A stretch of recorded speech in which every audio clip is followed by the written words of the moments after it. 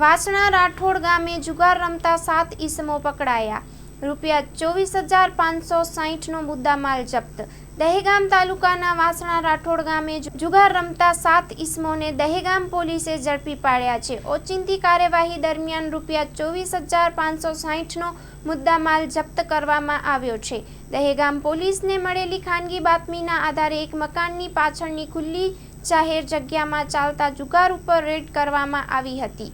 અહીં કેટલાક ઈસમો પાસા પત્તા વડે હાર જીતનો જુગાર રમતા હતા। પોલીસે તાત્કાલિક કાર્યવાહી કરીને 7 ઈસમોને સ્થળ પરથી ઝડપી પાડ્યા અને તેમની પાસે મળી આવેલ રકમ સહિતનો મુદ્દામાલ કબજે કર્યો।